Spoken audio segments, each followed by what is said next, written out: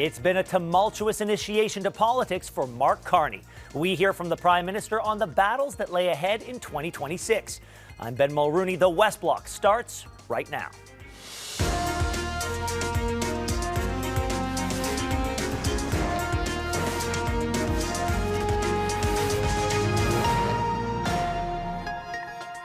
"2025 was Mark Carney's inaugural year in politics, and it came in with a bang. The Prime Minister was thrust to the front lines of a trade war with President Donald Trump, a war that shows no signs of letting up anytime soon. In a year-end interview, he reveals how precarious Ottawa's relationship is with Washington, how former Conservatives came to the Liberal Party, and a label he's still personally holding on to. Global's network anchor Dawna Friesen sat down with the Prime Minister. Such a pleasure to meet you in person. See you. Prime Minister, thank you so much for taking time with us. Thanks for having me, Donna. This time last year, you weren't in politics. Fast forward to today, and you're at the very heart of it. What have you learned in the last 8 months, and what has surprised you the most about being Prime Minister? What have I learned? Well, I'll tell you what has surprised me the most, even though having been around politics for a number of decades, in other words, when I was a civil servant, when I worked at the Bank of Canada, the Bank of England, etc., I dealt with prime ministers in various ways. So I had a sense that the job is 24/7, 365 days a year. It's one thing to have that sense, it's another thing to live it. So in that respect, it is a surprise. There's just a host of issues that I'm sure we'll talk about, a subset of them today, that are on my mind that I need to make sure that the government is dealing with, anticipating moving forward. So that's probably the biggest surprise. And then of course the other aspect of being a politician is how you express those issues, how you speak with people and engage. And look, I'm not perfect at it. I think you figured that out, and I'm sure I'll demonstrate that in the coming minutes. Well, you called yourself a politician, though. You didn't used to do that. I am now a politician. I have to admit, I am Prime Minister, so yeah. I am a politician, but I'm still a pragmatist. It would be easier for you, though, if you had a majority. And you're inching towards that. Well, you are. You're one away now. Because you have managed to lure a couple of Conservative MPs to the Liberal caucus. Are you courting other Conservative MPs to push you over the edge? Well, it's interesting. I wouldn't have chosen that verb, lure. Courting? Luring? Lure or courting. Okay. What I would choose is they are attracted by what we are doing. And that's a key element. You're looking in Parliament to have the confidence of the House in the in the vernacular, in the term. So you need support of obviously your own caucus, but others to either support or not stand against what you're doing if you're in a minority. So Sometimes did they come to you and say? Yes, absolutely. And did you meet with them, with Chris D'Entremont and Michael Long? I met with them just at the end of what was a process, but in those cases they came to us. They were interested in, they were attracted by what the government is doing. This is a positive vote for the government, supporting the government at a crucial time for our country. And I'd underscore that there's a sense of responsibility that comes obviously with these roles. And we are in a better position as a country, my judgment, 9 months in to this government. Economy's better, we've got a plan, we're implementing that plan, we're making progress internationally, we're becoming more independent as a country. But we are still in a crisis because our neighbor, our biggest trading partner, has fundamentally changed his policies. So there is a sense of responsibility. The government's moving, it's attractive to members of the House, and they're coming to us. Let's talk about the elephant in the room, or the elephant south of the border. Yes. You could fit a few elephants in this room. The U.S. president. You have said that the U.S. is no longer a reliable partner. You said that, I think, before you were even elected Prime Minister, while you were campaigning, that the close relationship with the U.S. is over, and that there is no turning back. At the end of 2025, how precarious is the relationship with the United States? I think, well, in any relationship, it's important to understand the other side. In any relationship, if the other side of that relationship reveals something about their character or decides to take a different route, you have to adjust to it. The United States is our neighbor.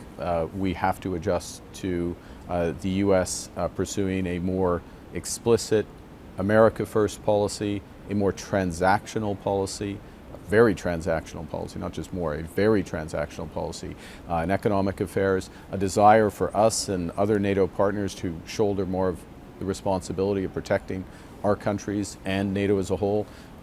The U.S. is right about a number of these things. Some of them we would disagree with, certainly in terms of us fulfilling our responsibilities. This government has stepped up with the biggest increase in military spending effectively in our history, or one I think of the it's largest. 82 It will be 82 billion exactly over the course of, over the next 5 years, starting with paying the women and men of the Canadian Armed Forces properly, and giving the pay raise this year. Finally, it's overdue for that, and making sure they have material. So, but if I go back to the U.S., to get, and you used the term precarious. Yeah. I think the better we understand what the U.S. is trying to accomplish, the more mature that relationship becomes. So are they still, in your estimation, and not a reliable partner? Well, I use that term because, in effect, they have violated USMCA. We had certain protocols, side letters, agreements around the steel sector, around the auto sector and others, and what the U.S. has done in terms of those tariffs is not consistent with USMCA. With the deal that you have. The deal we have. Now, it is the fact, though, let's deal with the reality, which is that that deal, we call it CUSMA, they call it USMCA, is up for review effectively now, and that review process is about to start. So we deal with the reality. The U.S. has changed its priorities. We're going to have negotiations around that. The President and I met with President Sheinbaum 2 weeks ago, a little less than 2 weeks ago in Washington for almost an hour, discussed how we were going to approach that. President Trump faces midterm elections next fall. The U.S. Supreme Court is set to rule on whether his tariff scheme is legal or not. Is one strategy simply to wait him out, to let events potentially take over? Well, certainly a strategy is not to rush into a bad deal, and that's what we've been very disciplined about. And every week that goes by, the more that we're developing our economic strategy at home, the more we're developing those relationships abroad, the stronger we get. So you gave the example, you prompted me on the defense spending, that $80 billion. That's an enormous amount of money. That's necessary to protect our Arctic. It's necessary to make sure the women and men of the Canadian Armed Forces have the right equipment. But a lot of that, instead of 70 cents on every dollar going south of the border to the United States defense contractors, a lot of that is now going to be spent here, and it's going to help develop other industries. So all of that puts us in a better position. So yes, is it a better position to be disciplined, have the tough negotiations, which we're having, have those discussions, and then if a good deal is there, yes, we will sign it. But if it's not there, we're not going to sign a bad deal. Just to be clear, there aren't negotiations underway now formally. There are not formal ones yet. Okay. But there's negotiations about negotiations. How's that? That's the way it works. Oh, you're a politician. No, but that's the way it works. That's the way it works in trade. So we're the scoping of what's going to be in CUSMA, how it's going to be arranged, and that's going to come. It feels like the ground is shifting globally. I mean, you have described it as a hinge moment, a rupture of multilateral rules-based order. Where does Canada fit into that as a middle power? Yeah, it's very, first, I think it's very important that we recognize exactly what you just said, how much things have changed, and it's a very fluid situation internationally. That's one of the reasons why we're being so aggressive in talking to different partners, developing different defense, security, and economic partnerships. What I would say to Canadians, the good news is virtually everybody wants to do more with Canada. So that's true in Asia, whether it's the Philippines, Thailand, Singapore, the ASEAN countries, which are almost a quarter of the world's GDP. It's Indonesia, it's the European Union, it's the UK, it's the countries of the Gulf. United Arab Emirates is going to invest $70 billion, $70 billion in Canada. They've made a commitment to that. They made the commitment. We didn't ask, that comes. So people want to do more with Canada because we have what the world wants. We have the values to which most of the world aspires. We're a reliable partner, and we're an increasingly confident nation that has ambition. So people want to deal with us. Now, that is good for our economy, it's good for jobs, it's good for the future, it's good for our independence from the United States. But it also brings an opportunity to help shape a world that is more dangerous, more divided. And we see an example, I'll give you one example of that. We are a member of something called the Coalition of the Willing to support Ukraine. So the United States is not a member of the Coalition of the Willing supporting Ukraine. We are major European countries, Australia's in, United Kingdom as well.